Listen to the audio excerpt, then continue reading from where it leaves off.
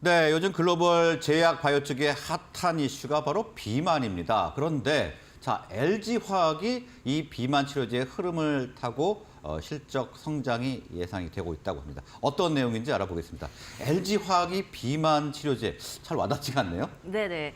잘 모르실 텐데요. 올해 네. 1월에 LG화학이 한 4천억 원 규모로 희귀 비만 치료제 후보 물질을 미국 제약사한테 기술 이전을 했었습니다. 기술 이전이요? 네. 그러니까 이전이란 말은 내가 있는 기술을 남한테 줬다는 거 아닙니까? 네. LG화학이 그런 기술이 있었군요. 네, LG화학이 그 기술을 이전을 했는데 이 희귀 비만 치료제 시장이 엄청나게 커지면서 이 LG화학이 이제 임상 단계마다 받을 수 있는 그 마일스톤이라고 네. 불리는 것과 그리고 매출 발생에 따른 일정 비율을 또 받거든요. 그걸 로열티라고 부르는데 네. 그 판매 로열티가 이제 계속 커질 거다. 이런 기대감이 좀 나오면서 향후 이제 실적 성장으로까지 이어지겠다. 이런 내용입니다. 예. 희귀 비만증 치료제 시장은 지난해까지만 하더라도 1억 달러가 채 되지 않았거든요. 전 세계 기준으로요. 네. 그런데 2030년에는 이 시장이 10억 달러 이상으로 커질 거란 전망이 나옵니다. 10배가 넘는 거군요. 네, 글로벌 의약품 시장 조사 기관 자료를 보면요.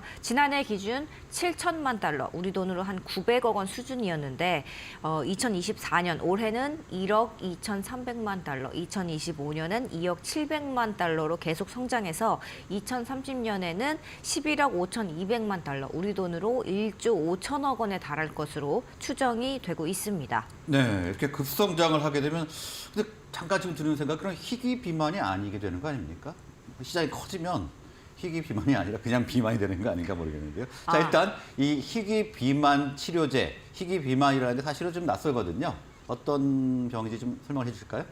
희귀 비만은 그 유전적인 특성의 결함으로 좀 소아기 때부터 이 증상이 발현이 되고 이 식욕 제어의 억제가 생기면서 계속해서 체중이 증가하고 이로 인해서 사회생활이 좀 불가능한 이런 질환입니다. 예. 그러니까 희귀 비만인 만큼 이 희귀하기 때문에 사람들이 자신이 그 희귀 질환을 앓고 있는지 아니면 단순히 그냥 많이 먹어서 살이 찌는지 이런 것들을 구별을 못하기 때문에 환자 발굴이 상당히 어려운 시장이거든요. 그러니까 질병이라는 거네요. 네, 선천적으로 식욕 제어에 그 유전적인 영향 때문에 식욕 제어가 안 되는 그 희귀 질환인 겁니다.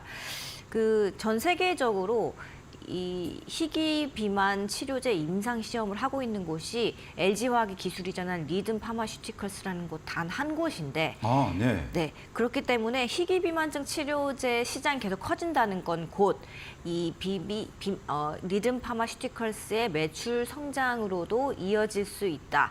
그러니까 이 희귀 비만증 치료제 규모가 이 리듬 파마의 독점인 거네요. 매출이라고도 볼 수 있다. 이렇게 해석을 할 수가 있겠습니다.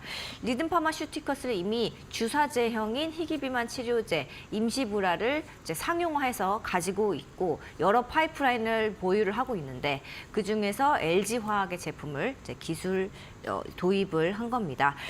둘이 맺은 계약 규모를 보면 총 4천억 원 규모의 선급금이 1,300억 원이고 개발, 상용화에 따라서 이제 단계별로 임상시험 진입, 상용화 신청 여기에 따른 이제 마일스톤은 최대 2,700억 원. 그리고 연 매출에 따른 판매 로열티는 매년 별도로 수령을 하기로 돼 있습니다. 네, LG화학의 수익성이 굉장히 좋아질 것 같은데요. 자, 이 리듬 파마는 원래 자신들이 개발한 치료제가 있는데 LG화학의 기술까지 도입을 한 거군요. 그렇습니다. 이제 리듬 파마가 보유한 희귀 비만 약은 주사제인데 이제 LG화학은 먹는 약으로 개발이 되고 있습니다. 이 주사제가 이제 색소 침착과 같은 피부 부작용을 좀 유발할 수 있다고 해요. 그런데 이 먹는 약은 그런 부작용이 없고 임상 결과 안전성이 상당히 높게 나와서 이 리듬 파마가 이제 기술 이전을 결정을 한 배경이라고 합니다. 그래서 이제 리듬 파마는 지난 10월에 미국 임상 2상에 돌입을 했고요. 조만간 이제 시험자 모집을 본격적으로 받아서 임상을 이제 진행을 할 예정이라고 합니다. 네, 일단 먹는 약이기 때문에 지금 리듬파마에서 기술을 도입한 것 같은데, 자, 희귀 비만은 유전적으로 발생하는 질환이기 때문에 일단 적절한 검사를 통해야만 환자들이 발굴될 수 있고 그래야 시장이 커지지 않겠습니까? 네, 아까 이제 희귀 질환인데 시장이 네. 계속 켜지면 희귀가 더 이상 아니지 않냐, 이제라고 그렇죠. 이제 이야기도 제 해주시는데. 논리는 희귀면 좀 적어야 되는데 맞아요. 어떻게 시장이 확 10배나 커졌냐? 네, 그래서 저도 이런 질문이었죠. 네, 저도 그게 궁금해서 알아봤더니 네. 이 리듬파마가 무료로, 그러니까 비만 환자들한테 당신이 희귀 질환을 가지고 있는지 아닌지 검사를 해주겠다면서 무료 프로그램을 계속 운영을 엄청나게 하고 있더라고요. 그리고 약을 팔 거 아닙니까? 네, 그렇죠. 네. 그래서 무료로 유전 검사를 해주는 겁니다. 그랬더니 우리가 알지 못했던 희귀 비만 질환자가 상당히 많더라. 네. 그렇게 추산을 했더니 이제 시장 규모가 급성장한다는 그러니까 그런 이 겁니다. 희귀 비만이라는 게 우리가 흔히 뭐 이렇게 영화나 외국에서 보면 네. 고도 비만인 분들 그런 분들이 이제 그래서 그런 사회생활이 질환자라고 어려운, 볼 네. 수 있는 거겠죠? 네, 그렇습니다. 네. 소아 때부터 그런 비만이었던 거고 사회 이제 성장해서까지 계속 이어져서 나중에 이제 말씀하신 고도 비만으로 이제 됩니다. 비만 유전자 진단이 그냥 건강보험도 커버가 안 되고요. 그리고 이제 접근성도 어디 가서 어떻게 받아야 되는지 이런 게 이제 떨어지다 보니까 그동안 환자 발굴이 무척 어려웠는데, 이렇게 무료 유전자 진단 프로그램을 리듬파마가 운영을 하면서 환자들이 이제 실제로 홈페이지를 통해 쉽게 접근을 할 수 있고 또 환자 발굴도 이제 많아지는 그런 효과를 누리고 있는 걸로 이제 취재가 됐습니다. 네. 그래서 리듬파마가 이제 이렇게 적극적으로 시장 규모를 넓히면 또 좋은 게 LG화학이겠죠. 이제 LG화학 기술이 이제 내년 12월에 임상 2상에 끝나고 상용화 시점은 2030년인데 LG화학이 임상 3상에 진입할 때 그리고 품목 허가를 신청할 때 각각 마일스톤을 받게 됩니다.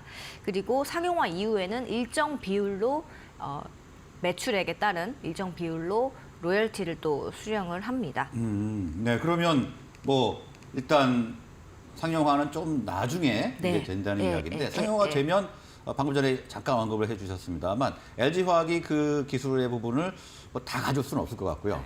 뭐 일정 비율로 가져옵니까? 네, 일정 비율로 가져오는데 이제 계약 구조상 이제 매출에 따른 그 로열티가 비율이 얼마인지는 밝히지 않았습니다. 네. 그런데 통상적으로 바이오 업계 매출 로열티 평균치가 5에서 10%거든요. 네. 그러면 최대 10%라고 가정을 한다면 상용화 예상 시점인 2030년에 희귀 비만증 치료제 시장이 약 1조 5천억 원이니까 단순 계산하면 매년 최대 1,500억 원 가량의 매출 로열티를 LG화학이 수령할 수 있다. 이런 계산이 나오는 로열티만으로요? 겁니다. 네. 네.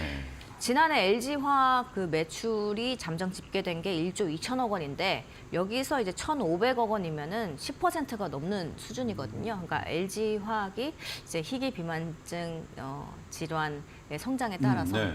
좀 수혜가 기대된다, 이렇게 해석을 할 수 있겠습니다. 네, 뭐 연간 뭐 최대지만 예상치이기는 합니다만 1,500억 원이면 굉장한 금액이죠. 자, 일단 첫 번째 이슈로 LG화학의 희귀 비만 치료제 기술 이전과 관련된 내용 자세하게 알아봤습니다.